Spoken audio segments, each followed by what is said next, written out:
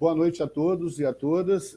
Mais uma vez estamos aqui para apresentar o programa Engenharia Prendial, hoje com alguns convidados novos na área do direito, né? A gente já vai falar com eles. Apenas, inicialmente, como sempre, agradecer ao Sérgio Craveiro, né, do Síndico Online, CEO do Síndico Online, que nos permite esse canal de comunicação com todos vocês. Então, já de imediato, vamos aos convidados, eles se apresentam, né, para ficar mais fácil. Doutor Vitor, por favor. Tudo bem, pessoal? Boa noite. Eu agradeço a todos aqueles que estão nos acompanhando. Eu sou o Dr. Vitor Cunha Bosquevich, sou advogado na área do direito imobiliário, sou pós-graduado em direito imobiliário e tenho aí uma ampla experiência com essas situações dos vícios construtivos. Então, acho que eu tenho muito a contribuir aqui com o tema, porque, infelizmente, tornou-se cada vez mais cotidiano essas ações e a necessidade de adoção de medidas pelos os condomínios, que é a área que eu mais atendo, contra as construtoras para preservar o direito dele. Então, infelizmente, tornou uma situação cotidiana e a gente tem que tomar as medidas para proteger o direito. Doutor Edival, deixa a doutora Rosa por último. Vamos ser cavalheiros, mas nem tanto. Desculpa, doutora, brincadeira. Agradeço. Bom, boa noite, Maurício. Boa noite, doutor Vitor. Boa noite, doutora Rosa.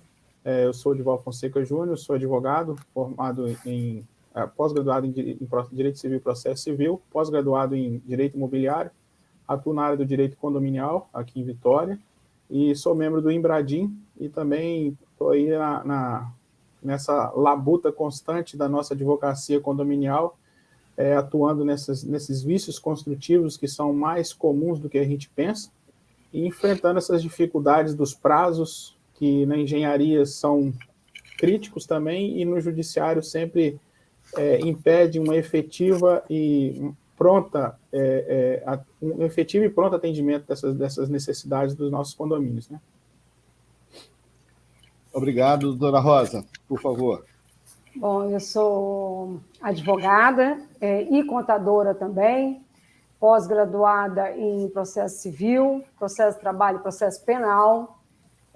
Vim aprender com todos vocês e dividir um pouquinho da experiência que tenho tido nessa questão do atendimento, né, das correções das anomalias no âmbito judicial, e esse é um sofrimento comum de todos nós. Então, eu vim aqui agregar com as experiências que tenho sofrido ao longo aí desses anos. Vim agregar e aprender com vocês, com os autores que estão aí mais tempo do que eu. E é um prazer, obrigado pelo convite, Maurício. Verdade, doutora. É um sofrimento mesmo, né? Para nós profissionais que estamos atuando na área da engenharia e no direito, a tentativa de resguardar o direito, né, e o respeito dos adquirentes de imóveis acaba se tornando um grande sofrimento, né? Eu tenho passado dias bastante críticos, nós estamos com muitas situações que estão em unidades em comprometimento, né? E aí a gente não está falando de dinheiro, de bem imóvel, né? Mas nós estamos falando de vidas, né? Quando essas vidas estão em risco, e hoje, numa reunião no CREA, eu deixei claro, né, a minha posição. Se numa dessas situações ocorrer um sinistro e a gente perder apenas uma vida, né, eu acho que para mim já vai ser extremamente frustrante, né? Por isso é que a gente briga, discute, insiste, né? Em que pese, o doutor Vitor colocou, né, esses ajuizamentos de ações constantes contra as incorporadoras, nós não estamos aqui fomentando, né, tentando trazer mais ações, né? Mas eu acho que o objetivo de todos é buscar um senso comum, né? Buscar o conhecimento de todos, o risco que todos estão convivendo no dia a dia e tentar ver se a gente consegue buscar essa solução de uma forma mais fácil, né? Porque é realmente muito desgastante essa briga, e o mais interessante é que os maiores prejudicados, na verdade, na grande maioria das vezes, estão muito alheios a essa situação, né? A gente tem imóveis com quase 200 unidades em risco de desocupação quase eminente, e a grande maioria está passando ao longe daquilo que está acontecendo, né? E nós, profissionais, aqui sofrendo, nos desgastando para tentar uma solução viável para todos, né? Eu gostaria, de início, apenas fazer uma breve uma explicação, né, como eu faço em todos os programas, do nosso tema principal, né? O nosso programa, o objetivo é tratar de engenharia predial.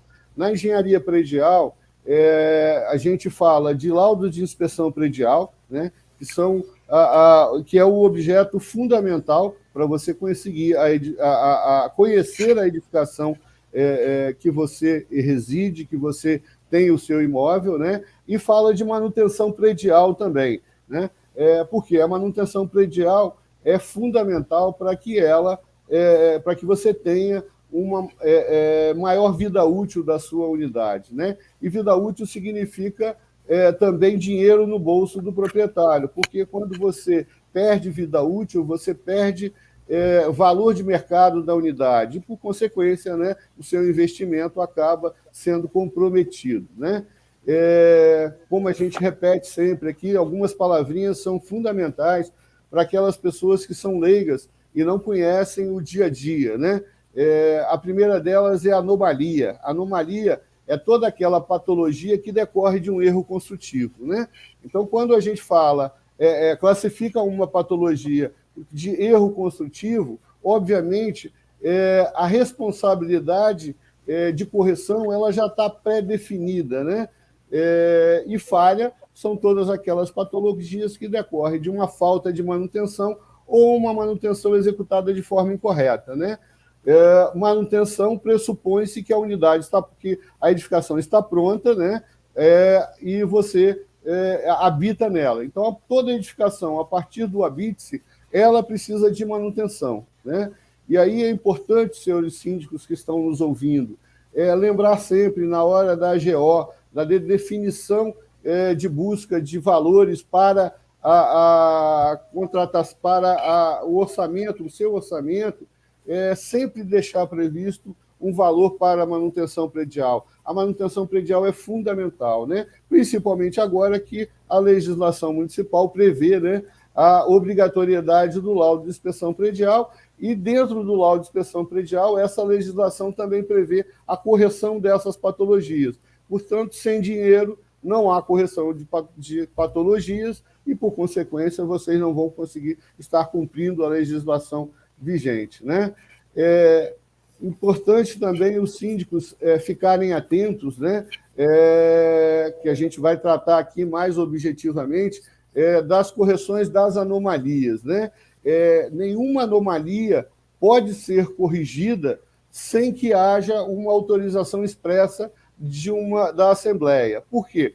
Porque anomalia pressupõe-se responsabilidade do incorporador e não do condomínio. Então, quando um síndico decide fazer uma correção de uma anomalia, ele precisa deixar claro ao condomínio que aquilo não é responsabilidade do condomínio, mas ele está sugerindo que isso seja corrigido. Portanto, essa autorização ela é fundamental para evitar com que, mais tarde, alguma pessoa com maior entendimento possa vir a questionar ao síndico ele ter corrigido uma anomalia quando não era responsabilidade do condomínio, né? E lembrar também, né, em que pese, já comentamos aí, nós não estamos aqui para fomentar nenhuma ação judicial, mas apenas alertar vocês, em outras lives que nós fizemos anteriormente com o CREA e nos programas que a gente fez e vai fazer, né, nós já fizemos esse alerta. Existe um risco muito grande de termos edificações, primeiro, com contaminação no concreto, né? Nós temos provas de que essa contaminação aconteceu e ela é muito importante e grave, né? E nós passamos por um período onde os projetos estruturais foram executados em desacordo com normas brasileiras. E esses projetos estruturais executados em desacordo com norma brasileira estão gerando edificações cuja trabalhabilidade da estrutura está muito grande, está muito elevada, acima dos padrões. Isso gera trincas na edificação, por essas trincas há percolação de água e, portanto, você tem uma questão de insalubridade nas unidades que estão aí, que a gente vistoria constantemente, né? Portanto, o objetivo desse programa, especificamente, é discutir com os profissionais da área, né, da área jurídica, as medidas que podem ser tomadas para que a gente possa corrigir essas anomalias, né? E aí, como o tema da edificação demonstra, do nosso tema demonstra, muitas vezes, 100% das vezes, o prazo que a justiça precisa para decidir alguma causa, ele é muito superior à urgência que se tem de corrigir essas anomalias. E esse descasamento, esse descompasso entre esses prazos acaba colocando vidas em risco. Portanto, o objetivo nosso aqui é tratar dessas questões para poder deixar claro a todos aqueles que já estão com ação judicial, né? E aí eu lembro a todos esses que estão com ações judiciais, tá na sua tela aí, engenharia, @engenharia C8, né? No nosso Instagram, nós temos lá um link onde a gente está fazendo um levantamento de todas essas ações que estão em andamento. O objetivo, né, em que pese todas elas são públicas, mas, obviamente, a gente não vai buscar entrar em questões que não nos competem. Mais uma vez que os síndicos, os advogados nos fornecem essas informações, o nosso objetivo é catalogar essas ações e conseguir entender o que está acontecendo nesse mercado, nessas ações, e tentar ajudar de alguma forma, correto? Nós temos uma lei do consumidor, né, que já tem, os doutores podem me ajudar, 20 ou 30 anos, salvo engano, né, e que, no meu entender, é a lei que norteia as discussões de consumo, né, de edificação. Então, a gente começa perguntando ao doutor Vitor o que o senhor pode esclarecer para nós com relação da lei do consumidor, né, e onde o senhor enxerga e verifica a possibilidade de essas correções estarem sendo questionadas, né?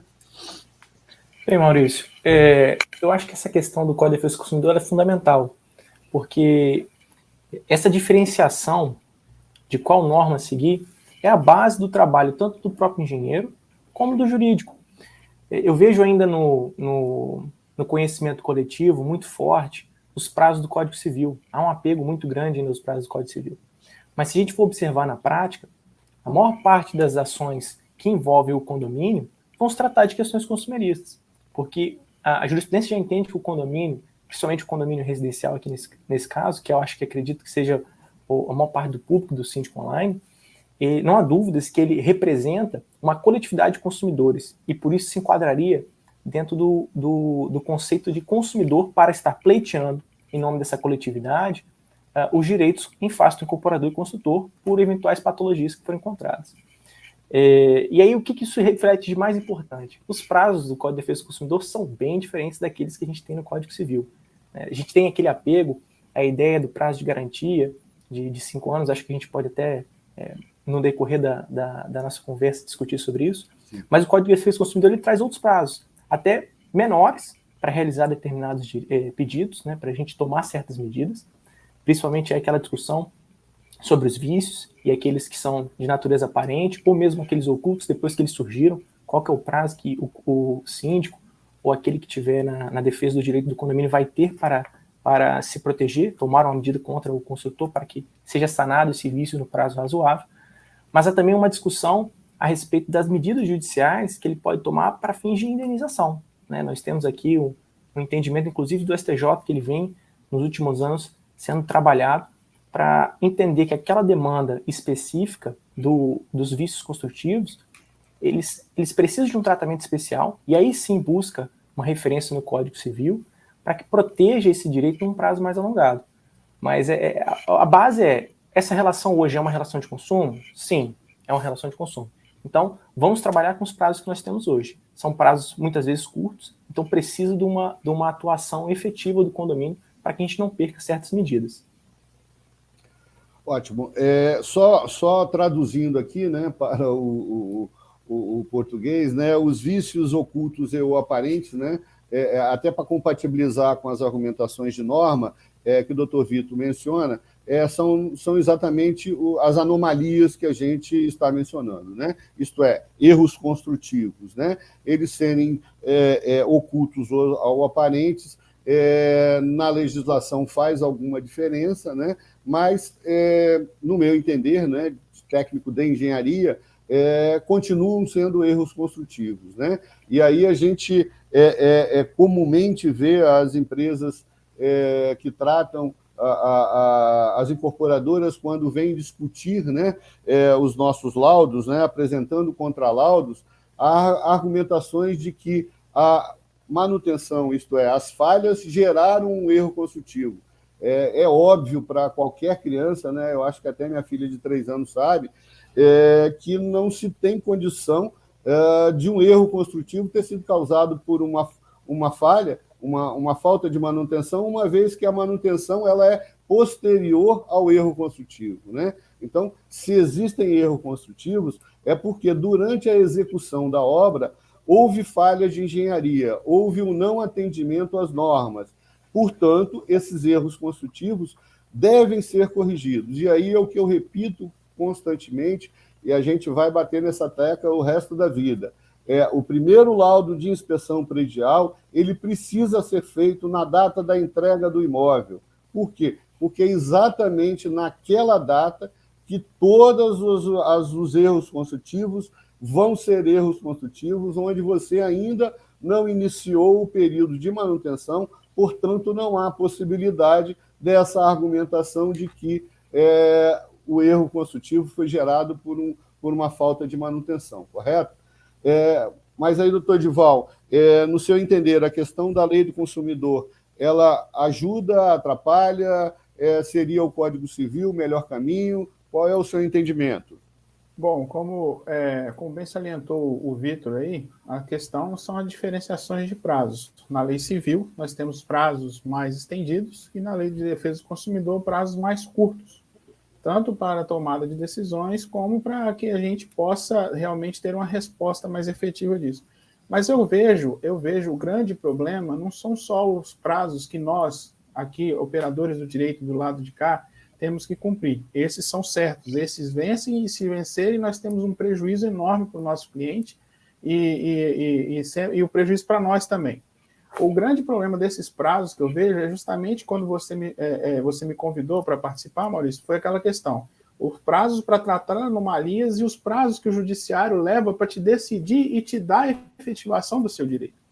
Esse para mim, é o pior de todos os cenários é esse. Como a gente tem vários casos aqui, existem casos de condomínios que nós entramos, pedimos antecipação de tutela, pedimos liminares, conseguimos as liminares, o perito fica um tempão para fazer o laudo pericial é feito, depois o juiz fica outro tempão para poder decidir. Às vezes acontece de que, feita a perícia, a gente fazer um pedido, excelência, o pedido já está feio, a perícia já está feia, eu posso fazer, porque senão vai cair. Vai cair. Mas a efetivação do direito fica para trás. O juiz vai decidir depois que o condomínio já desembolsou o valor e depois vai ter que correr o risco de não receber esse valor em restituição. Por quê? O prazo não é um prazo muito alongado para se decidir. E isso é uma falha da nossa legislação. Porque são inúmeros os recursos, inúmeras as possibilidades de arguição de nulidades, inúmeras as possibilidades que as partes têm de apresentar em suas defesas. Mas, voltando à sua pergunta, Maurício, eu entendo que a aplicação na tomada de decisão do ajuizamento de uma ação, nós advogados temos que sim adotar os dois prazos, tanto o processual, o do Código de Defesa do Consumidor, como o da Lei Civil, para quê? Para que, em conjunto, o respaldo e a resguardo do direito dos nossos clientes sejam mais efetivos. Mas se não houver uma mudança na mentalidade na hora de julgar, do julgador, efetivar a entrega do direito, a briga vai continuar sendo muito grande. Sim, a gente vai detalhar melhor sobre a questão dos prazos e das questões judiciais. Eu só gostaria de ressaltar que, no nosso dia a dia, atendendo aos condomínios, elaborando laudos, em conversa com os síndicos, né, que são aqueles normalmente responsáveis pela edificação, a gente ouve muito esse questionamento dos tais 5 anos de garantia, né, que ele é controverso e acaba gerando uma dificuldade dos consumidores de buscar o seu direito, né? Então, a gente precisa realmente deixar isso bem claro, que o consumidor decidindo por abrir mão do seu direito de buscar a responsabilidade, o síndico precisa necessariamente ter isso documentado, né? E nada melhor do que o laudo de inspeção predial, que constata e classifica todas essas patologias para que todos tenham um grande conhecimento, né, do que é ou do que não é o seu direito, correto? Doutora, a gente vai entrar mais a fundo nas questões desses riscos e nesses prazos, mas eu gostaria de ouvir da senhora também o mesmo questionamento, né? A gente deve buscar a lei do consumidor, deve trabalhar com o Código Civil, né? O que a senhora entende diante das ações que a senhora tem em andamento? Eu acho que tem que ser levado sempre o caso concreto, tá? Em algumas situações, o Código de Defesa do Consumidor ele pode ser mais favorável, tá? Em outras, o Código Civil. E aí a gente precisa adequar isso à situação. Eu acho importante que foi falado desse laudo de inspeção predial, senhor Otto, porque e desses prazos, né, de buscar a tutela jurisdicional pelo síndico do condomínio, que é importante ele estar notificando, ele demonstrar quem é a responsabilidade civil pela essa correção de anomalia, mas muitas vezes, por essa demora do judiciário, se faz necessário a imediata correção para não trazer risco maior para quem ali reside. E é disso que a gente está falando. Eu acho que aqui essa discussão, né, e isso no direito, a formalidade, acaba esquecendo o direito material de resguardar, né, de fazer com que essa legislação, de fato, funcione, né, sirva para que ela foi criada. E eu acho que é disso que se trata, sabe? É de fazer valer o direito em tempo hábil. Então, quando você falava, nós vamos buscar um CDC ou nós vamos buscar um Código Civil, depende do caso concreto. Mas o mais importante é que ele aconteça em tempo hábil, né? E que não tenha, porque normalmente os condomínios eles amargam um prejuízo que não deveria ser deles pela demora da tutela jurisdicional. Ei, peraí. Quando o doutor Dival falou, olha, depois de uma perícia, depois, né, vamos fazer, o judiciário ele tem essa resposta do perito responsável, muitas vezes nomeado por ele, e ainda assim, depois do laudo de um perito que ele trouxe, ele não consegue efetivar o que está ali. Eu acho que isso é que a gente deve falar nessas questões judiciais. Olha, não adianta eu ter a lei, não adianta eu ter o prazo, não adianta se eu não consigo atender quem busca. Eu acho que é isso. Sim, diante disso, eu gostaria de ouvir a opinião dos senhores também com relação à questão da perícia, né? O que a gente tem em engenharia, né, é óbvio, nada pode ser alterado até que haja perícia. Portanto, essas correções de anomalias, elas necessariamente precisam estar aguardando uma perícia para posterior correção das mesmas, né? Independente de se buscar responsabilidades ou buscar ressarcimento ou não. O entendimento dos senhores é nessa mesma linha. Primeiro, que haja a perícia antes de que se possa fazer essas correções? Doutor Vitor. Olha, Maurício, eu acho que a perícia do condomínio é fundamental, né? O condomínio ele tem que fazer esse trabalho prévio, até para não só que ele entenda a extensão dos problemas que aquele condomínio enfrenta e as repercussões, grau de urgência, necessidade de intervenção imediata ou não, mas aquilo também ele vai ser a base do trabalho do advogado. Né? Eu sempre ressalto, exclusive nas minhas peças, e falo muito disso para meus clientes. Embora eu tenha alguns conceitos que são jurídicos, nós temos que entender que quem tem a expertise para analisar aquela construção, os sistemas, as repercussões daqueles usos ou desusos daquela estrutura, é o engenheiro. Então, esse trabalho da inspeção predial ele é fundamental. Eu acho que toda vez que um cliente ele pensa assim, olha, eu desconfio que possa ter alguma desconformidade na minha edificação, o primeiro passo é ele buscar o profissional da engenharia, porque ele vai poder dar esse direcionamento, e com esse direcionamento, o profissional do direito ele vai poder dizer, olha, há direito, não há direito, esse caminho deve ser adotado e esses são os prazos. Então, a base é essa. Para que faça as modificações, eu também vejo a importância dessa perícia, por quê? No meio do processo, é possível que nós não tenhamos a decisão favorável, mesmo que liminar, a tempo. Como vocês estão relatando, eu também tenho um caso aqui no meu escritório, a demanda ela já estava caminhando há bom tempo, foi negada a liminar, tentamos recurso, foi negado também. E o condomínio ele tinha que fazer uma intervenção, porque de fato havia risco. O que nós fizemos? Já vimos a perícia prévia, documentamos qual era o problema, como ele tinha agravado, fizemos uma segunda perícia para complementar aquele primeiro trabalho. Fizemos toda a documentação do procedimento que seria necessário para resguardar a segurança do condomínio.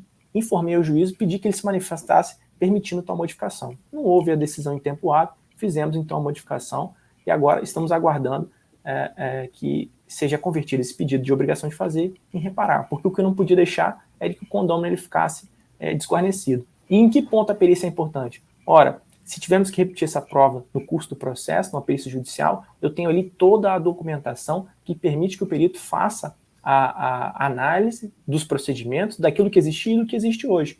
Então, assim, se eu posso deixar uma mensagem para os síndicos que nos assistem e os demais ouvintes, façam toda a documentação possível. Isso é fundamental. E é a maior dificuldade que os advogados encontram. Acho que os colegas vão concordar.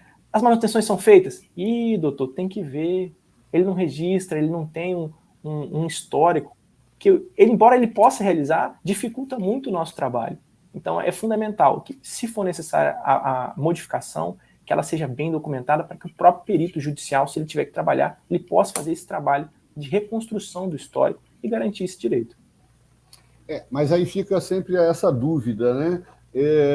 Pode-se fazer a intervenção, mesmo que ela seja urgente, especialmente quando ela é de forma urgente.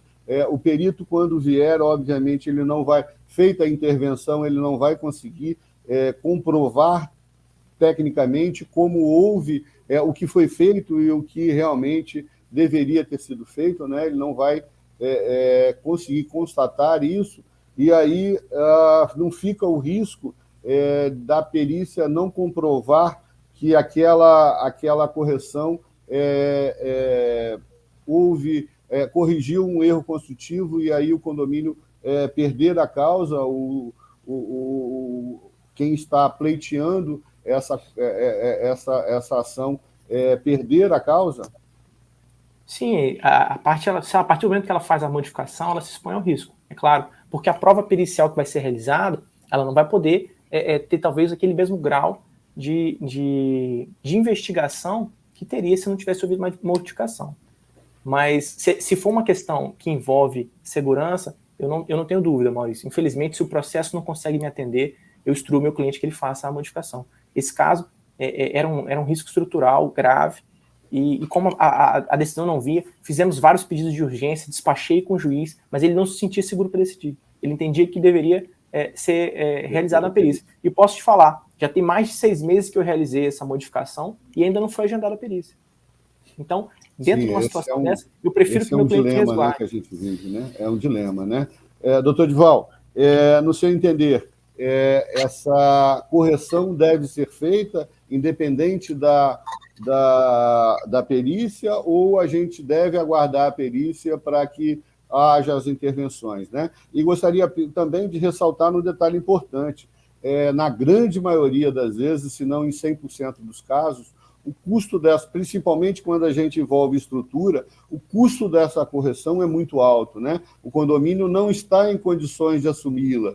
E aí, como é que fica, doutor Gival?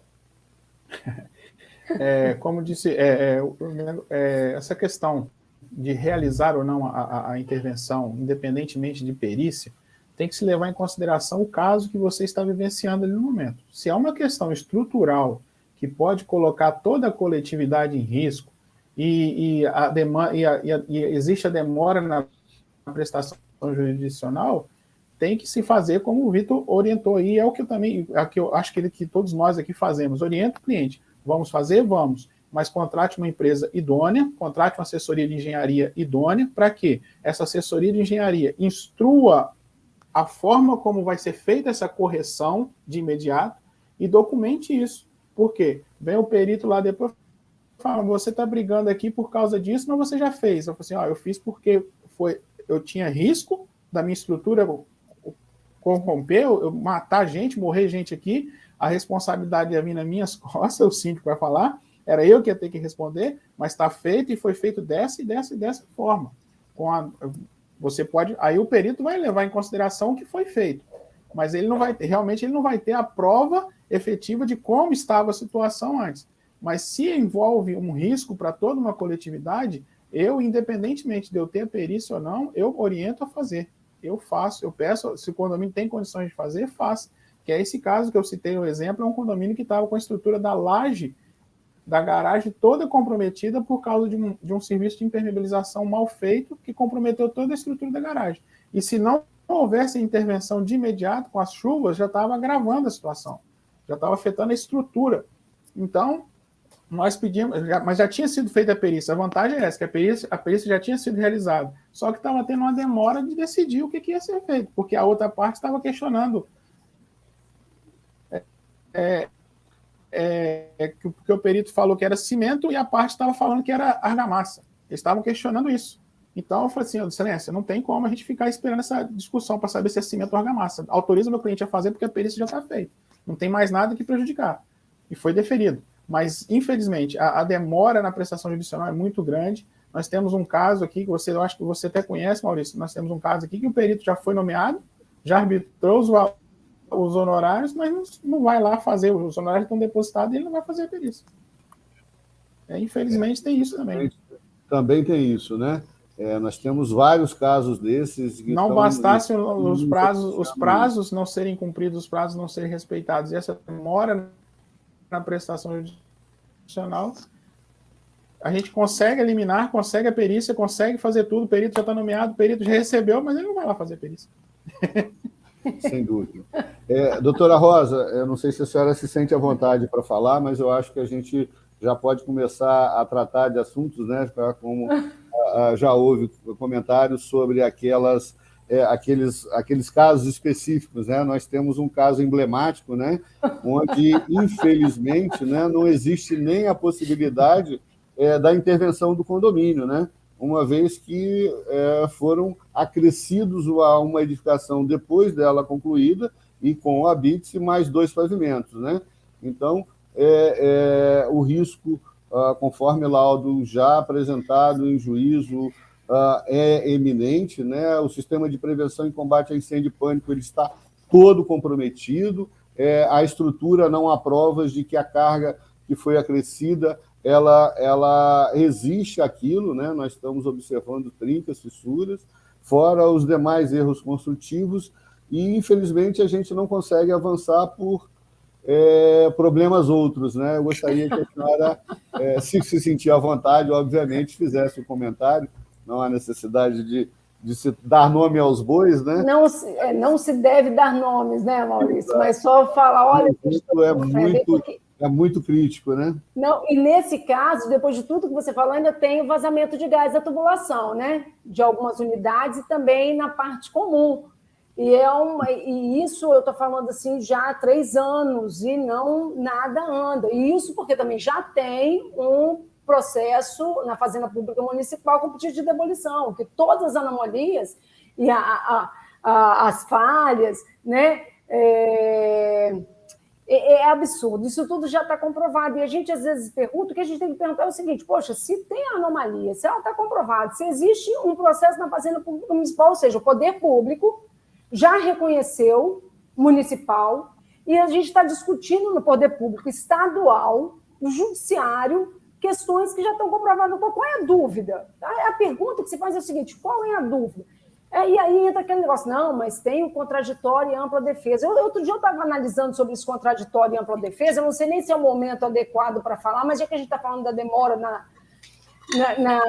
na tutela jurisdicional, de fazer o processo caminhar e, de fato, resolver questões, de garantir, né, a integridade física de um monte de gente. E eu estava pensando, será que, quando a gente fala de contraditório e ampla defesa, eu acho que a gente tem que pensar o seguinte, o que é contraditório e ampla defesa?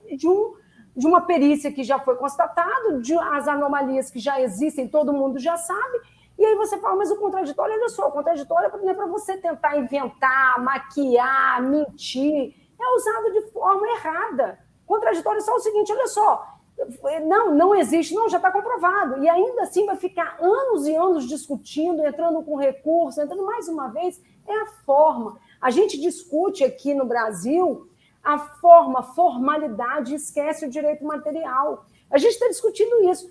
Eu tenho esse processo, esse emblemático, tem vários outros processos. Para você ter ideia, quando a gente entrou com a antecipatória, né, que era para apresentar a documentação de regularidade de uma obra.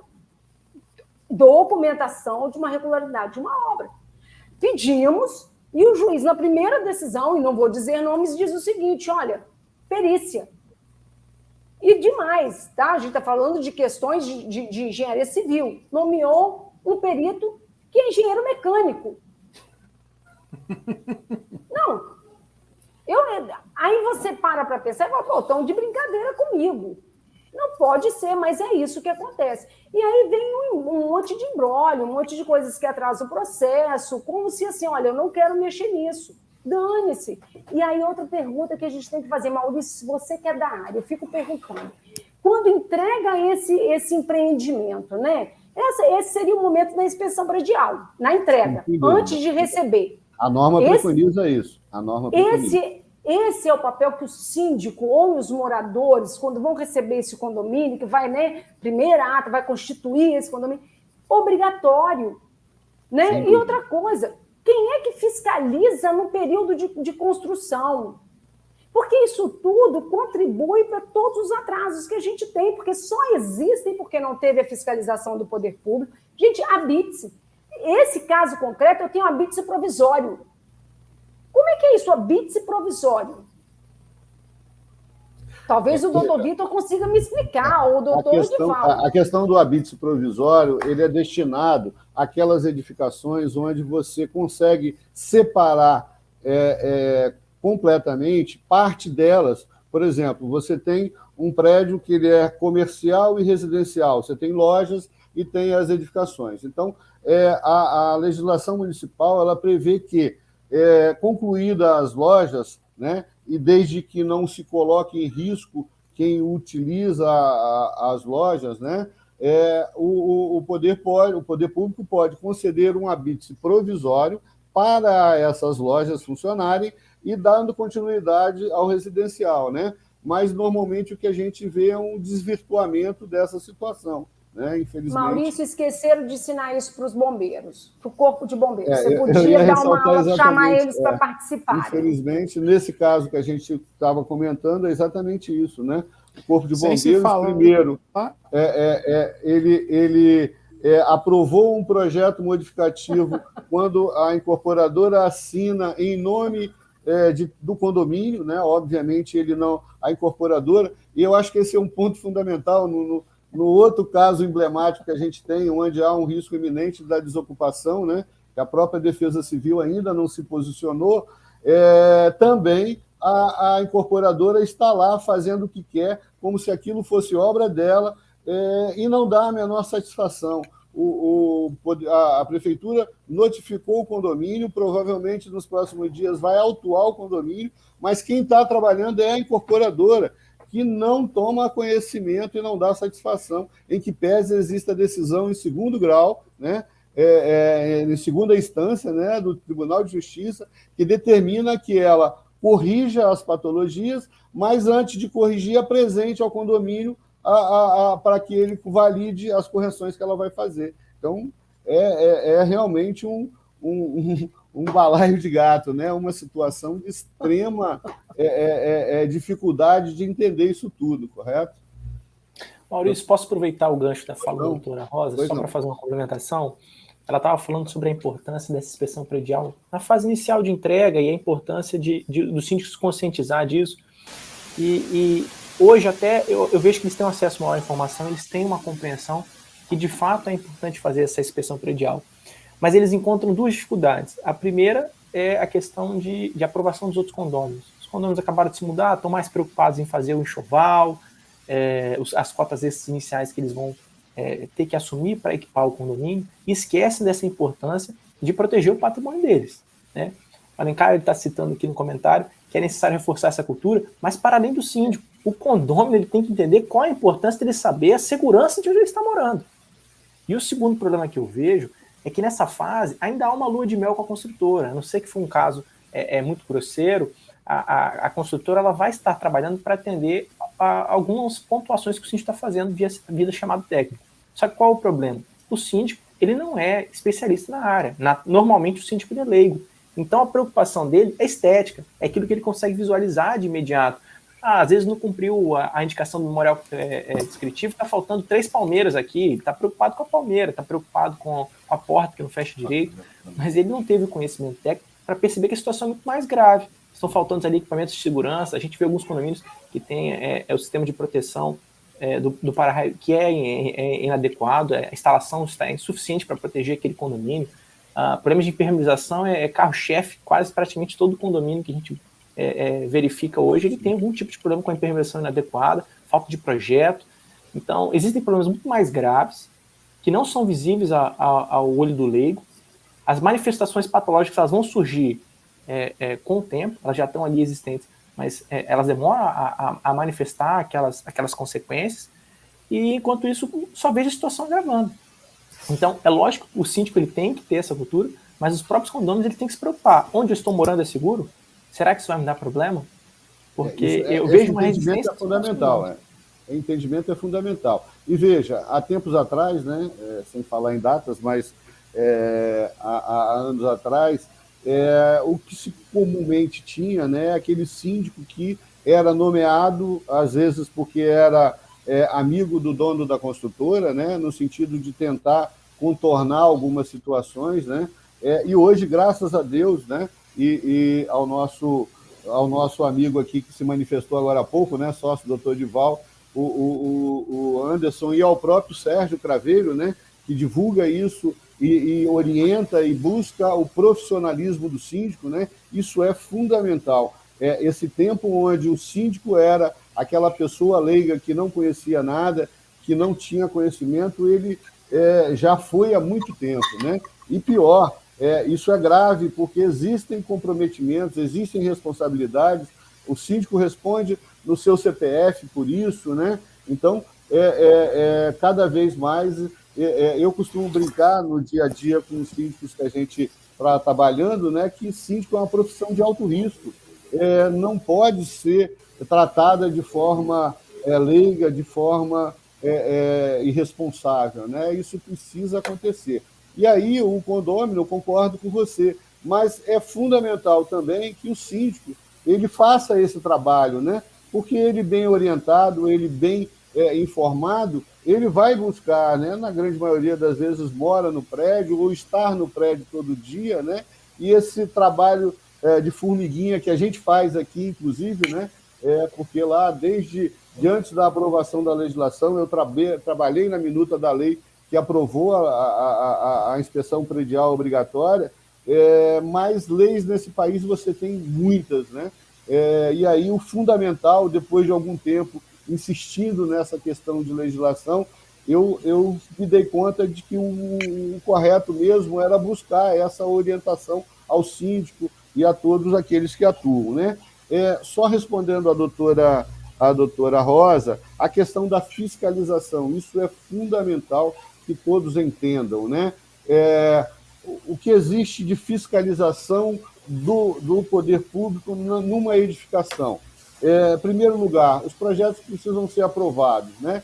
Isso, na grande maioria das vezes, não existe nenhuma dúvida. Então, um projeto arquitetônico precisa ser levado à prefeitura, né? E ele aprovado pelo município, né? Lembrando que, na legislação atual, esses projetos são aprovados pelo sistema simplificado. Isso significa que a prefeitura só se preocupa com os índices urbanísticos. Ela não está preocupada com os demais itens arquitetônicos, né? E aí é a responsabilidade do arquiteto que faz esse projeto, né? Mas, a partir daí, os demais projetos, exceto também o hidrossanitário, que você normalmente leva ao município, e o elétrico, que você leva à concessionária de energia, a partir daí não existe mais uma fiscalização, né? Até que a obra, só para contextualizar, né, todos esses projetos levado ao cartório, né, juntamente com as demais documentações da 4.591, feito o registro memorial de corporação, mas isso, infelizmente, a gente vê no dia a dia que nem isso as incorporadoras obedecem. Quer dizer, não executar obras sem incorporação já é quase impossível. Mas alterar o memorial de corporação durante o decorrer da obra, isso a gente vê constantemente, dessas grandes consultoras. Isso é proibido, isso é ilegal, isso é um crime, né? Então, não existe uma fiscalização quanto a isso. Ao final, existe o ABITS, né, que foi mencionado, que a grande maioria das prefeituras hoje já chama de certidão de conclusão, né? Mas essa certidão de conclusão é feita por um analista, um vistoriador do município, que muitas das vezes entra em coisa de 10, 15 minutos, meia hora, faz uma vistoria muito rápida, não consegue identificar nada de nenhuma patologia, né? E emite lá, se entender que deve, o certificado de conclusão. Portanto, senhores síndicos e proprietários de imóveis, não se enganem, não existe uma fiscalização do poder público com relação à execução, né? E aí a gente cai de novo no laudo de inspeção predial. Portanto, se você tem um profissional qualificado, um profissional competente para elaborar um laudo de inspeção predial na data da entrega da unidade, esta vai ser a fiscalização que ela vai ocorrer, porque se ele for competente o suficiente, ele vai conseguir identificar todas as anomalias, ou praticamente todas, se houve alteração de memorial de corporação, se o projeto está executado da forma que foi executado, se as normas foram atendidas, né? E é isso que vai resguardar o consumidor, né? Para que à frente depois não venha essa discussão de que a falta de manutenção gerou o erro construtivo, né? Que é o que normalmente acontece, né? Mas, doutor Edivaldo, você está muito quieto? Alguma comentário? Não, é que eu estou esperando você falar, estou ouvindo, estou aprendendo aqui com engenharia. Mas só pegando um gancho aqui no que foi dito aqui pela nossa participante aqui, a Lu SL, né? Ela botou aqui, importante frisar que logo que se entrega o empreendimento, a construtora ainda tem muitas unidades e vota contrária à necessidade de se contratar uma inspeção predial. Eu só citar um exemplo para ela aqui, um caso concreto que eu tenho lá no escritório. A construtora, a incorporadora, a dona da incorporadora tinha várias unidades no empreendimento, se tornou síndica, gostou da função de síndica, abriu uma administradora, começou a administrar também o empreendimento, então ela era síndica, administradora e incorporadora. Aí a gente entrou com a ação, fizemos o laudo de inspeção predial, foi constatada várias anomalias construtivas, e ela, dona da incorporadora, já não era mais síndica, apresentou a defesa dizendo que era falta de manutenção. Então, a responsabilidade caiu em cima dela mesmo. São casos que realmente acontece muito disso. Né, as incorporadoras mantêm muitas unidades dentro do empreendimento e votam contrário. Não vou votar contra mim, vamos deixar isso quieto do jeito que está. Na hora que eles assumirem tudo, eles que se resolvam. E o grande problema disso tudo, que desde o começo a gente fala que na hora que entrega a obra, só vai começar a aparecer problemas efetivos também, se não se fizer essa fiscalização no início, depois que o empreendimento estiver totalmente ocupado. Isso já vai aí 2 anos, 3 anos, até que se ocupe em todas as unidades e todo mundo possa ver a obra efetivamente tendo todos o os uso sistemas em de operação. sua totalidade, de todo o sistema, né? Isso. Infelizmente, não é comum, mas, de novo, eu insisto, o laudo de inspeção, primeiro, ele precisa ser feito na entrega, né? Se você não conseguir constatar todas as anomalias, mas a grande maioria delas, você consegue constatar, né? E já a partir daí você tem jurisprudência, né? Ou um documento que comprove que aquilo ali vai ser corrigido. O condomínio depois senta com a incorporadora e faz as tratativas, né? O Anderson comentou agora há pouco aí também a questão dos acordos extrajudiciais, né? Eles são muito importantes, eles dão agilidade ao processo, mas o que a gente vê cada dia mais é as incorporadoras se abstendo de fazer esse acordo, né? E tendendo a deixar ou o consumidor achar que não tem direito e não deve ajuizar, né? Ou então buscando a justiça mesmo como forma de ganhar prazo, né? Aproveitando também o comentário do doutor Alencar, sócio do doutor Vitor, né?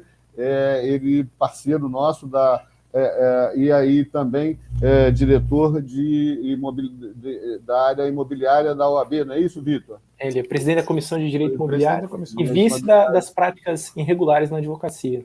É o ponto que ele está ressaltando hoje, que a OAB está fazendo um trabalho muito interessante em fiscalizar esse tipo de atividade irregular, que muitas vezes há uma relação perniciosa entre a administradora, a construtora, às vezes o escritório. Isso dificulta que o condomínio ele tome ação, porque como há uma parceria ali, acaba que as medidas são retardadas para que não gere esse atrito. E aí quem sai prejudicado é o condomínio. Então a OAB tem feito um trabalho muito interessante para evitar isso, que realmente as partes sejam independentes e que um se preocupe em cuidar do trabalho do outro, para que o condomínio seja beneficiado e o condomínio seja resguardado. Então, parabenizar a OAB por esse trabalho que realmente tem sido muito interessante, temos colhido bons frutos. E aí, ressaltando também, eu não falo aqui como inspetor do CREA, né, mas eu sou o inspetor do CREA e hoje, inclusive, estive conversando com o presidente sobre essas possibilidades de uma parceria, né, tanto com a OAB quanto ao CRECE, né, no sentido de tentar levar, no caso da OAB, ao judiciário, né, esses pleitos, né, para a gente tentar discutir um caminho mais célere, um caminho mais rápido, para que não hajam sinistros, não hajam catástrofes, né? Discutindo essa semana com uma defesa civil, que obviamente não vou mencionar qual, me foi colocado a situação de que a defesa civil, no entender dele, só deve atuar em caso de catástrofe. Ora, nós estamos informando, né, num caso específico, que há um risco de queda, um risco de colapso da estrutura em função de uma contaminação de concreto. Será que a Defesa Civil deve aguardar a que o prédio caia? Quase 800 pessoas envolvidas nisso estão em risco, então vai se aguardar cair para depois tomar uma atitude? Infelizmente, bastante insensato uma posição dessa. Infelizmente, eu não me contento em ouvir isso e não insistir em providências, né? Nós estamos buscando outras opções, nós estamos buscando, se for necessário, inclusive, levar isso à mídia, né? A mídia, que seja local, estadual, nacional, para que essas pessoas que estão entendendo a coisa dessa forma passem a enxergar que estamos tratando de vidas, e vidas que, na grande maioria das vezes, né, como a gente já mencionou aqui diversas vezes, não estão muito preocupadas e não conhecem o seu direito, não conhecem o risco que estão passando, e isso precisa ser providenciado de uma forma bastante importante, né?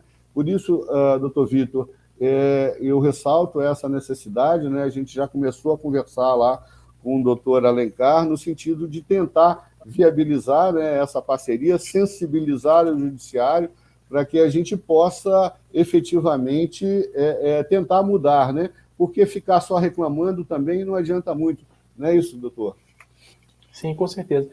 Até falando do judiciário, eu tenho visto, Maurício, uma dificuldade, pelo visto, com os colegas não é diferente, em conseguir esses provimentos com urgência. Mesmo com a prova pericial técnica realizada pelo cliente, pelo condomínio, há uma resistência muito grande em conceder liminar. E você leva isso a recurso, por vezes você consegue alguns pontos objetivos ali, mas há um receio muito grande do magistrado em conceder a tutela. Então, nos força a buscar sempre a antecipação da prova pericial repetida em juízo, para que o juiz ele possa se sentir mais seguro para dar aquela decisão. Ora, mas em casos que são urgentes, em que o profissional da engenharia ele atestou aquela urgência, há uma responsabilidade daquele profissional pelas informações que ele está dando. Então, não podemos tratar com levianidade aquilo que está sendo apontado no laudo como uma medida de urgência, pois expõe o risco a todos. Nós estávamos falando agora há pouco que o condomínio, muitas vezes, ele está tendo que assumir o custo, que não é barato, e o risco de perder a produção da prova adequada no processo para demora na resposta judicial. Então, isso realmente precisa ser discutido, melhor discutido, porque eu tenho visto essa dificuldade em todas as demandas. Eu fico surpreso, inclusive, com um colega que consegue essa liminar com urgência e trato isso com muita... Lá na Ferrugem, é nosso padrão tratar com muita clareza com o cliente. Eu, inclusive, acho que de todos eu sou o mais duro com essa situação. Eu falo, cliente, olha, se há uma urgência, vamos preparar para fazer orçamentos, porque de tudo, se a gente não conseguir a medida liminar, se a gente tiver um retardo muito grande para obter a prova pericial, o condomínio talvez tenha que tomar alguma medida para evitar o risco dos condôminos, porque a nossa prioridade são as vidas. Então, se há risco à saúde dos moradores, à estrutura, eu já preparo o cliente. Olha, a medida judicial, eu te garanto que ela vai ter essas dificuldades. Elas precisam ser tomadas, o trabalho prévio extrajudicial precisa ser feito. O Anderson ressaltou muito bem ali, ele só tem conseguido soluções extrajudiciais, mesmo nos processos, Maurício, eu também tenho tido respostas em acordos. Né? A gente não tem conseguido levar esse processo ao fim, porque são demandas longas, são demandas complexas. Algumas provas periciais, elas acabam sendo inconclusivas em alguns pontos, pela falta de manutenção. Você falou muito hoje de manutenção. Não que a manutenção ela exima a construtora daquele vício que é construtivo, mas às vezes a estrutura já se degradou tanto que é difícil na prova pericial você ser conclusivo quanto à responsabilidade para aquele problema. Então, o processo ele é muito longo, o processo ele é complexo, e esse cuidado com as provas, com os registros das manutenções, a escolha do profissional que vai fazer o laudo pericial e que vai acompanhar o processo também é muito importante, e as medidas preparatórias, a notificação da construtora dentro do prazo, a tentativa de um acordo extrajudicial para que a construtora ela faça aquilo que é urgente, ao menos. Eu falo com o meu cliente, às vezes a gente está ali numa discussão e eles estão preocupados com questões pontuais. Mas eu tenho no salão de festa não foi entregue o ar-condicionado. A construtora está doida para te entregar o ar-condicionado, mas o que ela tem que enfrentar é o problema da piscina, é o problema do elevador, são os problemas mais graves, mais custosos, que se o condomínio conseguir uma solução extrajudicial, ele vai poder, com muito mais segurança, buscar as medidas posteriores. Sem falar, doutor Vitor, nos prejuízos aí dos que o senhor enumerou, que tem as questões de depreciação do imóvel, né, e o dano moral, né? Nessa indicação que eu estava comentando agora há pouco, né, 4, 5 anos de entregue, 5, 6 anos de entregue, a área de lazer está toda interditada, né, porque há o risco de queda, existem funcionários desde a data que ela foi entregue com rompedor, provocando barulho, a poeira, né, na edificação, e houve uma desvalorização absurda desses imóveis que estão envolvidos nessa questão, né? E aí, o que é mais estranho é que a grande maioria está se preocupando em correr e vender, né? Assumindo um prejuízo para não perder tudo, né? E aí tem corretores envolvidos na história que estão se aproveitando também, porque está vendendo barato, eu estou achando o cliente, né? Mas eles não se dão conta que eles também podem ser responsabilizados, correto? Sim. O que eu vejo, desculpa pular na frente dos colegas, mas o que eu vejo é que o cliente, quando ele vê o problema na edificação, ele trabalha contra ele mesmo. Ele fica tão preocupado em vender que ele desvaloriza o produto. Há uma enxurrada do produto no mercado, a primeira pergunta que vai se fazer é: por quê? Por que tantas vendas? E aí o cliente ele não entende que se ele trabalhar a solução daquelas anomalias, a edificação dele volta a ser uma edificação valorizada no mercado. Agora, se no auge daquela dor ele trabalhar contra ele, divulgar os problemas que o prédio tem, ele está desvalorizando o próprio patrimônio. Então ele mesmo deprecia o patrimônio dele, né? Ele mesmo deprecia o patrimônio dele. Doutor Vitor, será que não é a descrença, o cansaço, às vezes, a demora, a dificuldade, a falta de recursos? Porque uma coisa é você entrar num condomínio de classe média alta, classe alta, onde os proprietários conseguem desembolsar recursos, né? Mas isso, normalmente, é muito maior na classe média baixa, naquele que suou para comprar o apartamento, que é o imóvel, a casa tão sonhada, a casa própria que vira um pesadelo, e a luta é aquela busca, a demora do judiciário, ou eu vou pagar taxa extra, vou aprovar, ou eu vou botar comida em casa, porque essa também é uma realidade. Então, quando eu falo, poxa, desvaloriza o seu imóvel, eu gostaria que todos tivessem condições de arcar, né? De fazer o que tem que ser feito e cobrar depois da construtora. E outra coisa, se você pega a maioria dos empreendimentos que eu acredito, vocês sabem exatamente qual é a construtora e quais têm problema, que são os mesmos. Cadê o Ministério Público? Mais uma vez o Poder Público. Você entendeu? E é isso. Não adianta, a gente discute, se a gente não pegar na base, vai trabalhar, vai construir quem pode, quem tem. Quem não tem condição de construir, não pode construir. E outra coisa, quando a gente fala de tantas falhas construtivas, ali existe um profissional da engenharia, que é responsável técnico. Precisa ser responsabilizado. Por que esse profissional da engenharia não é assistido pelo CREA para, na hora que fazer a entrega final, faça obrigatoriamente a inspeção predial? Porque o CREA tem força para isso também, como a OAB tem força de fazer, juntar, pega a quantidade de processo, vamos para cima, vamos buscar o resultado mais efetivo. Né? Eu acho que é isso, porque muitas vezes, poxa, o próprio proprietário desvaloriza, mas muitas vezes não é porque quer, ninguém desvaloriza seu bem porque quer.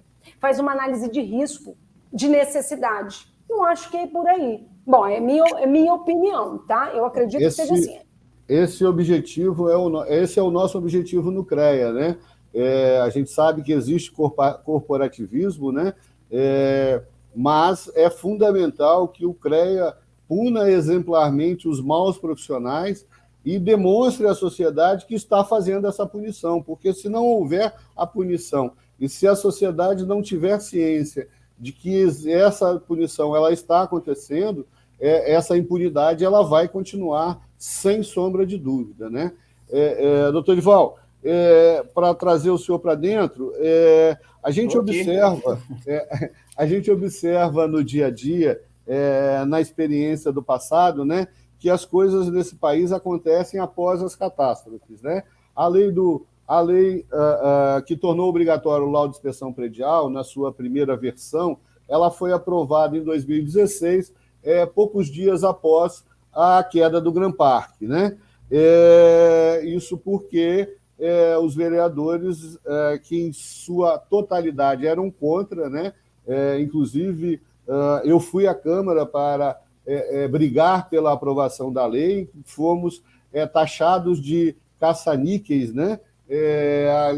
Alegavam que essa legislação tinha o único objetivo de beneficiar os construtores, os engenheiros, né? E aí nós conseguimos demonstrar e conseguimos uma vitória de 14-0. Né? Nós revertemos na totalidade os votos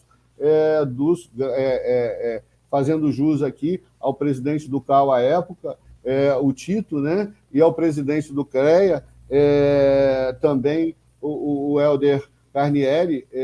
Nós três falamos na sessão que votou essa legislação, mas essa vitória nossa ela foi claramente motivada pela comoção que existia na questão do Grand Park, né? Então, será que nós vamos ter que continuar esperando catástrofes acontecerem para continuar para que haja alguma mobilização da sociedade? Qual é o seu entendimento disso? Infelizmente, Maurício, isso é nosso, né? É uma crença. Eu falo nosso porque é do povo brasileiro. Eu acho que eu vejo muito isso aqui. Espera as coisas acontecerem para depois tomar-se as medidas, né? Ninguém trabalha com prevenção, com a visão anterior do que possa vir a acontecer. Infelizmente, as coisas tendem a continuar assim, eu acho que por falta de um pulso mais firme, de uma fiscalização mais efetiva, como disse a doutora Rosa, e o Vitor também já falaram disso, e você também já enfatizou bem isso, essa fiscalização em cima dos profissionais, tanto da área de engenharia como de qualquer outra área. Infelizmente, até mesmo os juízes não se sentem, como que um juiz não se sente seguro de deferir uma liminar com tudo ali dentro comprovado? Por que isso? Por que não acreditar na palavra de um engenheiro que está botando a assinatura dele ali, um engenheiro qualificado, uma pessoa qualificada, que foi contratado, escolhido a dedo pelo condomínio, ou seja lá quem for, foi escolhido a dedo, porque não se faz a escolha de qualquer um. Eu acredito que aqui, todos nós aqui participamos, vez ou outra, de cotações de propostas, e às vezes a pessoa vai procurar referência sua, você tem condição, ele se conhece, ele conhece, ele faz isso mesmo, faz. Procura suas referências. O profissional da engenharia não é diferente. Você vai contratar um profissional de engenharia, você vai querer saber a expertise dele. Eu quero um na área de estrutural. Temos. A área estrutural tem fulano, beltrano e manelano. Esses aqui são os melhores que tem no mercado. Então, vamos pedir orçamento aos melhores. Aí você apresenta um laudo, o profissional que você contrata elabora um laudo altamente qualificado, fundamentado, com fotos, com detalhes, com números, e ainda assim o magistrado, quando pega, fala, não me sinto seguro para decidir. Aí você fica nessa, então o senhor vai ter que esperar ruir a coisa para o senhor passar. Eu vou deferir a prova pericial agora, para saber por que caiu o prédio e matou tantas pessoas. Infelizmente, é uma realidade que não deveria existir. Existem casos, inclusive, de que a própria Defesa Civil atesta o risco dentro do processo, o cliente o condomínio junta no processo um laudo da Defesa Civil dizendo a estrutura está comprometida, com risco de queda da estrutura. Ainda assim, você faz o pedido, o magistrado olha, não, faz a perícia primeiro. Não dá tempo de fazer perícia, se fizer perícia vai cair. Não, faz a perícia primeiro. Aí você recorre, o tribunal fala, não, pode mandar sair, desocupa e manda a consultora pagar aluguel para todo mundo. Aí o juiz volta para o juiz. Não, mantenha a minha decisão nos seus próprios fundamentos. Vai fazer a perícia. Doutor Dival, deixa eu fazer uma interseção aí, um questionamento que é exatamente sobre isso que o senhor está falando. Pela experiência do dia a dia, pelas decisões que a gente tem visto em diversos processos, o que me parece, né, posso estar tendo uma sensação errada, mas é que os desembargadores, né, o segundo grau, né, eles têm um pouco mais de coragem, né, em decidir do que o primeiro grau, o juiz de primeiro grau. Os senhores observam também isso? Ou é só uma coincidência em ações que eu estou participando como assistente técnico? Não, eu percebo que no meu escritório, lá no meu caso, está 50-50. Existem aqueles magistrados que deferem já de pronto, com a prova que você apresenta nos autos, já defere o seu questionamento, o seu pleito, mas existem aqueles também que ficam relutantes, mesmo com farta prova, e aí sim, o tribunal tem sido mais incisivo e mais direto no deferimento do pleito de liminares, de necessidade de reparos de urgência, mas é uma realidade, é muito difícil. Eu lá no escritório eu vejo 50%, nos seus colegas aí também tem essa percepção, mas são casos que acontecem sim de a gente só conseguir eliminar em segundo grau. Doutora Rosa, qual é a sua percepção disso? Eu não tenho a sorte que ele tem de 50%, não. Eu vejo muito menos e eu estou sendo muito... E olha que eu sou muito otimista, tá? Mas também sou muito realista. E eu tenho casos aqui que entram questões de envolvimento de judiciário, que eu não vou nem falar, que eu não vou nem entrar, que é ainda pior ainda. Agora, doutor Odivaldo, quando o senhor fala dos 50%, que dá a medida, e eu tenho a questão que eu acho isso ótimo, eu fiz um recurso, e aí o juiz mandou, né, fazer a obrigação de fazer, e aí eu embarguei e pedi para que fosse fixado, porque se você dá uma decisão, mas que você não prevê multa pelo descumprimento, ela acaba tendo ineficácia. Não, mas ele manteve sem multa. E claro que não aconteceu. E aí, como é que é a sua efetivação? Só para trocar aqui um pouco de... Se isso também acontece com o senhor ou se é só comigo? Eu acho que o doutor Edivaldo caiu, não? Deu uma pausa. Uma congelada. Eu acho que foi o que eu falei, congelei. Eu transfiro para o doutor Vitor, porque eu não sei. Posso então contar uma história triste para você? Eu tenho tido efetivação. Só que muitas vezes o reparo... aqui. Edivaldo, vou pular na sua frente e depois eu te devolvo a palavra. Eu entendi. Eu entendi. Congelou de novo. Tá com algum problema de sinal. Eu vou aproveitar aqui. Doutor Vitor, o que acontece? Muitas vezes a construtora ela é intimada, inclusive com penalidade. Mas aí o juiz ele fixa um prazo ou exige que a construtora apresente um prazo em comum acordo, também acontece, porque às vezes a intervenção é mais complexa e não adianta o magistrado sem expertise estabelecer um prazo que às vezes não seja execuível. E a construtora ela respeita o prazo. O problema é que para ela respeitar o prazo, muitas vezes o reparo é feito de forma insuficiente. E pior, o cliente, se ele não tiver a malícia e a expertise de manter aquele profissional que já acompanhou a inspeção para acompanhar também o processo judicial, ele não vai ter a garantia de que aquela solução apresentada pela construtora ela respeitou os critérios técnicos. Eu tenho um exemplo de um apartamento, ele era de menor valor, a gente atende muitos clientes do Minha Casa Minha Vida, ela não teve condição de ter um assistente técnico no processo. E eu vi o suplício que foi para cumprir essa liminar, porque a construtora ela sempre oferecia, o laudo prévio que ela fez até indicava as medidas de solução, mas aí no dia a dia a construtora oferecia alternativas que dariam menos transtorno para ela foi aceitando algumas delas. Quando chegou ao meu conhecimento, eu falei, olha, infelizmente não dá. Primeiro que a construtora estava postergando demais, e porque no curso dos reparos, os problemas voltaram a aparecer. Então, o que teve que ser feito? Excelência, olha, infelizmente não dá para aguardar, a gente vai ter que antecipar essa prova pericial, até para avaliar se os reparos que foram feitos até aqui eles estão de acordo com a norma, porque a efetividade ela encontra essa dificuldade também. A construtora ela opta por um caminho que muitas vezes não respeita as normas técnicas. E se falando de processo, o Maurício, se me permitiu, o Luciano fez uma pergunta ali que veio para destaque, que ele estava falando de uma área de lazer que ela está há 10 meses sem aproveitamento. Infelizmente, Luciano, o condomínio em si ele não pode pleitear esse dano moral. Antigamente existia um entendimento que o condomínio, por representar essa coletividade, ele poderia sim atender pelo pedido do dano moral do critério objetivo, que seria aquela ofensa à imagem do condomínio, a forma como os terceiros avaliavam aquela edificação, muito parecido com o que acontecia com a personalidade, com a pessoa jurídica, né? Mas o condomínio, por não ter personalidade, esse entendimento foi afastado. Agora, nada impede que os condôminos prejudicados sim surjam contra a construtora.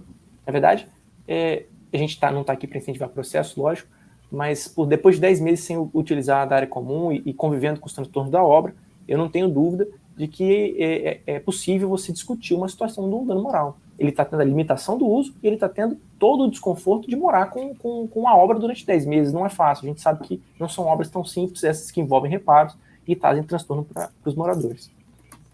Edivaldo, fica à vontade. Só concluindo, doutor Edivaldo, na questão aí que nós estamos tratando, a gente volta de novo às questões dos prazos judiciais, doutora Rosa, porque, veja, nós temos essa situação nesse empreendimento que está prestes a ser desocupado, onde há mais de 1 ano e meio o judiciário, em segundo grau, definiu multa. Mas essa multa, infelizmente, ela não começa a contar nunca, porque existem recursos e mais recursos, e, infelizmente, isso vai se protelando, prorrogando indefinidamente, e você fica à mercê da boa vontade de alguém fazer justiça, né? Porque, infelizmente, o que acaba acontecendo é que a gente que está fora do judiciário, né, do dia a dia do judiciário, acha que, infelizmente, não há justiça nesse país. Porque a decisão de correção das anomalias ela foi determinada. A decisão, a multa ela foi arbitrada, e aí não se corrige as anomalias e a multa não começa a contar nunca, como é que se faz, né? Em quem acredita, né? Infelizmente, só se a gente for buscar o Papa, né? Porque é uma coisa muito difícil de se entender, né? Mas você sabe que essas questões judiciais, eu acredito, né, que em conjunto com a OAB, porque isso somos advogados, para estar no judiciário, não tem jeito, principalmente numa segunda instância, somos advogados. Se a gente não vai para o nosso órgão de classe e tentar movimentar isso, fazer uma movimentação para que, de fato, tenha que dar resposta, porque tempo razoável de processo tem que ter bom senso. Contraditório e defesa tem que ter bom senso. Então, eu acredito que esse trabalho, o seu outro que estava falando, de juntar a quantidade de processos, quem tem demanda, junto com a OAB, buscar pressionar para que isso ande, eu acho que isso é fundamental. Sim, eu gostaria só de fazer uma correlação, não sei se os senhores poderiam me ajudar nisso. Me veio à mente aqui a questão daquela pessoa que tem alguma doença grave, né, que precisa de um remédio para tratar, né? Nesses casos especificamente, me parece que o judiciário dá um tratamento diferenciado. Eu estou errado, doutores? Não. Se você for despachar um liminar num plantão, é o que você mais vai ouvir. Doutor, é saúde? Se for saúde, essa é a palavra mágica. Exatamente. Mas o difícil é segurança. É saúde, e eu ressalto isso sempre que eu vou despachar. Olha, não vida, é saúde, né? mas é segurança. É isso que a gente está dizendo aqui, repetindo, né? É a vida. São vidas, né? Segurança e vidas. Estão lá envolvidos. Então, será que não seria o momento da OAB, né, nos apoiar nesse pleito? Doutor Vitor, doutor Alencar, depois nos respondam, no sentido de buscar o judiciário, né, buscar o presidente do tribunal, para verificar se isso não pode ser levado mais a sério, né, levado de uma forma onde não existam tantos riscos, né, onde a população não fica à mercê disso tudo, né? Exemplos de catástrofe, de sinistros, eu acho que nós não podemos. É caixa d'água que cai, piscina que cai, né? Graças a Deus e somente a ele, né? Os prejuízos humanos foram poucos até agora, né? Um no Grand Park, um lá na caixa d'água, né? Na piscina não morreu ninguém, mas poderiam ter sido mortos, né? Lembrando, no Grand Park existia uma colônia de férias sendo feita naquele local onde aconteceu. Então, se não acontecesse de madrugada e acontecesse no final durante o dia, eram 40 crianças, segundo informações, que estavam nessa colônia de férias, né? Então, você imagina o que é isso, né? A repercussão que isso daria, né? Será que nós vamos ter que esperar acontecer uma tragédia desse tamanho, né? No caso dessa edificação que nós estamos pleiteando, a interdição, são 800 pessoas que estão no dia a dia envolvidas, morando nela, né? Será que nós vamos ter que esperar situações mais graves do que aconteceu em Miami para depois tomar providências, para depois chorar o leite derramado? Eu acho que é muito preocupante, e isso precisa ser pensado e analisado com bastante calma, né? Doutor Edival. Só para o doutor Edival concluir o raciocínio. Só pedindo desculpa aí pelo que aconteceu, mas eu estava ouvindo a pergunta da doutora Rosa aí, a respeito dos 50-50 que eu citei, como é que... Aí eu comecei a ouvir, a internet caiu, e eu só ouvi a parte final depois. Se for possível, doutora, a senhora repete aí que eu vou ter o maior prazer em compartilhar com a senhora aí o que a senhora estava querendo. Estou de volta, já até esqueci, eu acho que é a respeito do... Acho que o Vitor logo depois ele entrou e respondeu. Eu não tenho tanta sorte quanto o senhor. Eu estava falando o seguinte, que deu uma liminar que foi me dada uma obrigação de fazer, não foi isso, doutor Vitor? Isso. Pedi para que fosse, embarguei, pedi para que fosse fixado multa, para que, né, fosse de fato cumprido, né, forçar a cumprir, só que também não me deram a multa, não. E claro que a obrigação de fazer não foi cumprida. Então, assim, a gente ainda esbarra com a ineficiência das decisões e da efetividade, por conta mesmo, ou falha, ou falta de interesse, né, de quem está julgando. Não, doutora... Ou descaso com tantas vidas, né? Quando eu falei no 50-50, eu disse assim de um modo geral, é 50% favorável e 50% contra, e depois eu tenho que recorrer. Mas na maioria das vezes, os 50% que você consegue lá na hora, você tem que recorrer porque precisa de uma complementação. Porque não é tudo que você pede que você consegue no primeiro grau. Então, foi isso. Eu quis dizer só dizendo assim, no primeiro grau, que foi basicamente uma pergunta. No primeiro grau, 50-50, beleza. Mas esse 50% que você consegue, você ainda precisa de recorrer para conseguir complementar o que o juiz lá não deu, que foi o caso que eu citei, o exemplo que eu citei. Eu pedia, ele me deu a liminar, vamos fazer a perícia. Mas, excelência, para fazer a perícia precisa desocupar a casa porque a casa está correndo risco de cair, o imóvel está correndo risco de cair. Não deu. Eu tive que recorrer. Aí o desembargador foi e deu, mandou sair da casa, desocupa a casa. E quem está fazendo a obra vai pagar a indenização, vai pagar o aluguel. Não deu. Então, é 50% nesse sentido que eu disse, que consegue, mas não consegue completo. E outro, se não consegue, você tem que recorrer mesmo. Entendeu? Foi dessa forma. E efetividade é nenhuma, é muito difícil de conseguir, você conseguir efetivar a coisa, porque a gente não pode falar, porque senão se depende desses... Se compromete, né, doutor? Bom, mas vamos lá. Eu acho que... Posso fazer só uma observação, senhor? Que o doutora, resultado prático dessa demora toda, aí você faz o seguinte, nossa, fiz uma perícia, fiz uma inspeção predial. Aí tá ótimo. Só que quando você consegue a tutela jurisdicional, aquilo que foi feito, que você identificou, já não é mais daquele tamanho, é enorme. Sim, e aí, ou seja, vai começar tudo de novo. É essa sensação que a gente tem. Correndo atrás do rabo, literalmente. Né? Mas é a verdade. É verdade. É o ratinho na rodinha ali, né? O tempo todo. E pedindo, porque advogado é pedinte. A gente vai ao judiciário e vai uma, vai duas, vai três, vai quatro. Pedir, pelo amor de Deus, olha, trabalhem. Olha, que existe um risco. E, pelo amor de Deus, eu sou pedindo, só falta eu com um chapéuzinho. Verdade. Bom, em resumo, doutores e doutora Rosa, o objetivo nosso era exatamente esse, né? Levantar essa bandeira do prazo, né? Demonstrar à sociedade que nós estamos carentes de justiça, né? Ressaltar lá ao doutor Vitor, ao doutor Alencar, que estão na OAB, para ver se eles nos apoiam, nos levem esse pleito, né? Eles estão no órgão de classe que tem condições de maior representatividade dos demais advogados, né? Eu acho que se a gente colocar todos os advogados aqui, todos vão ser unânimes e confirmar tudo isso que a gente está discutindo aqui, né?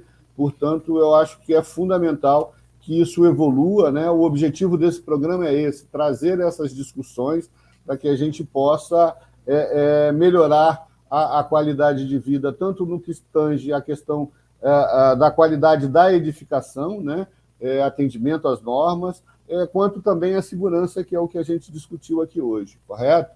E aí eu gostaria de abrir um tempo para que todos pudessem fazer as considerações finais e deixar o seu recado final, né? Para que a gente possa encerrar. Nós já estamos com mais de 1h30 já, e seria importante também que ouvissem vocês ao final. Desde já, agradecendo a todos, né, a presença, a participação, né, e o tempo despendido aí, né? Doutor Vitor, vamos lá. Maurício, você sabe que advogado ele gosta de duas coisas, reclamar e falar pra caramba. Se deixar, a gente vai a noite toda aqui falando e reclamando. Mas para trazer um pouquinho também de palavra de esperança, que a gente falou aqui de tanto problema que a gente enfrenta no judiciário, pelo menos como Comissão de Direito Imobiliário, nós tentamos uma primeira medida para tentar facilitar essa discussão. A gente percebe que, juridicamente falando, a gente ainda tem muita dificuldade na discussão a respeito dos prazos. Há uma dúvida de qual prazo vai ser utilizado, a construtora sempre utiliza uma argumentação que a favorece, obviamente, e o cliente ele tem muita dúvida de qual prazo realmente ele deve se basear. Então, como comissão, nós oferecemos uma proposta de um parecer que discutia exatamente sobre os prazos prescricionais e decadenciais para a defesa do direito, e provavelmente esse texto vai ser aprovado para divulgação, a OAB vai fazer um trabalho de divulgação desse texto, porque, como papel do órgão de classe, nós estamos tentando facilitar a compreensão do judiciário, né, dos advogados, dos juízes, de quem mais depende desse conhecimento técnico, para que tenhamos um norte, uma fala em comum e facilite a discussão. Tudo aquilo que nós pudermos fazer para destravar essa discussão, certamente nós estaremos apoiando. Acho que o CREA também tem aí condição, como você falou, de trabalhar junto com a AB. O Alencar já falou comigo aqui no privado que ele pode sim levar esse pleito à frente, para que a gente possa facilitar a situação dos condomínios, dos jurisdicionados, porque não é uma luta fácil, mas tem que ser feito e tem que ser começada desde o início. Então, a minha palavra final para quem eles que nos assistem é: não desanime, vai dar trabalho, você tem que ter muito cuidado com as provas, mas precisa ser feito. E você, como síndico, não tem escolha. A responsabilidade recai sobre você. Então, busque uma boa assessoria, uma boa assessoria na engenharia, uma boa assessoria jurídica, para que isso não passe. Porque nós precisamos fazer isso para a defesa do nosso direito e do direito dos outros. Então, estamos aqui abertos, sempre trocando informação, passando conhecimento. Agradeço aqui a iniciativa do canal, é muito bom que você tenha esse canal para passar esse tipo de informação gratuita, tirar essas dúvidas, e agradeço a todos que nos acompanharam até agora. Maurício, grato pelo convite, doutores Odival e Rosa, grato pela experiência e pela essa troca de informação. Até mais, pessoal, boa noite.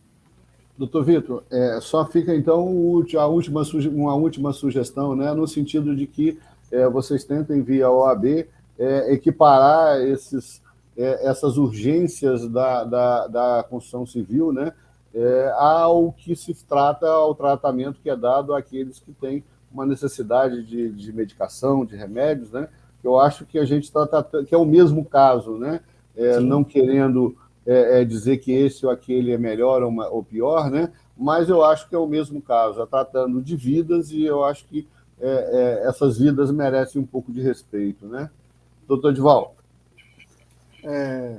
Antes de mais nada, agradecer a você, Maurício, pelo convite, pela oportunidade de estar aqui compartilhando com o doutor Vitor, a doutora Rosa, um pouco de conhecimento, aprendendo com eles também, né? Que a gente sempre está buscando aprender, o aprendizado, a troca de experiências é muito importante.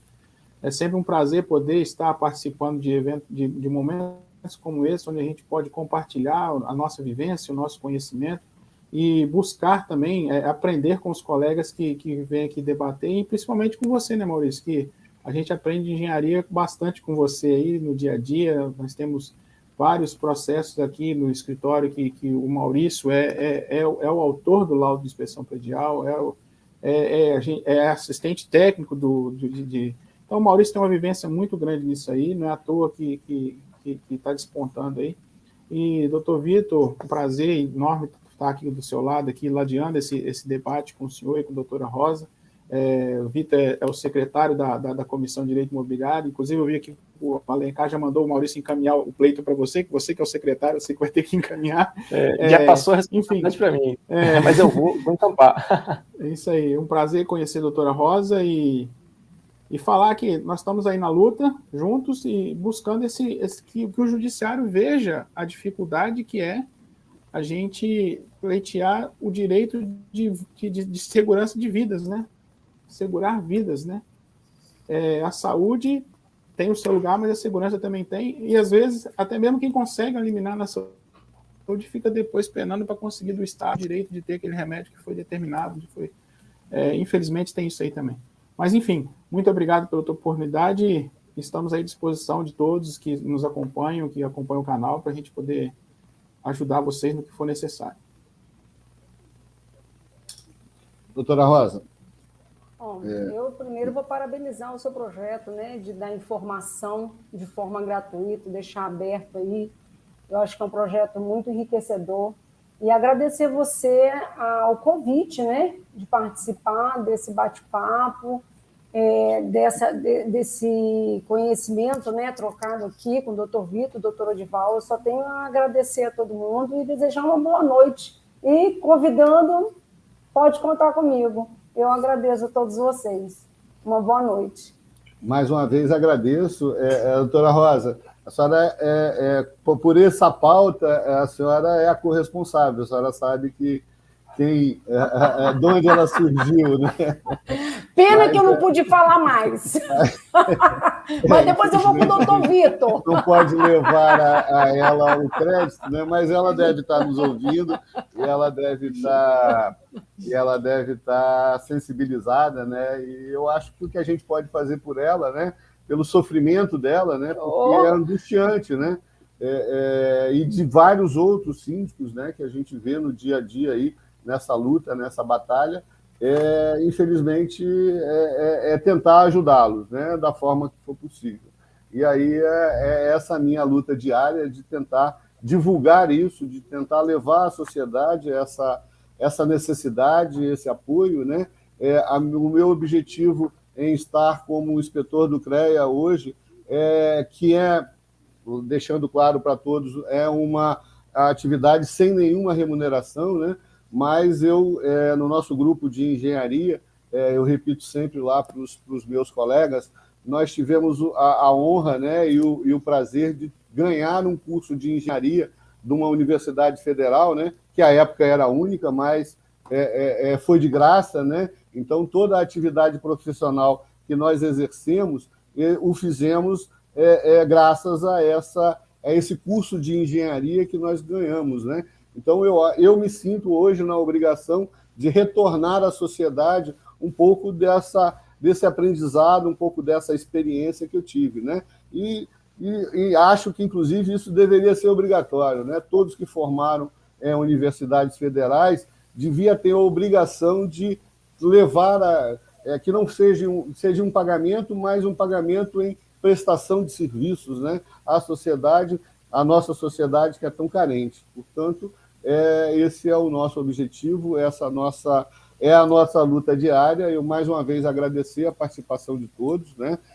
Nós vamos continuar, lembrando àqueles que nos ouvem, em que pese o nosso programa é semanal, mas há um problema técnico na próxima quarta-feira, então na próxima quarta não vai haver o programa, mas a gente retorna na sequência da outra semana e trazendo sempre um tema de importância, de relevância, que trate da engenharia predial, né, correlacionado à engenharia predial, inspeção predial e manutenção predial. Portanto, é um grande prazer, boa noite a todos e fiquem com Deus. Até mais. Até mais, gente. Até mais.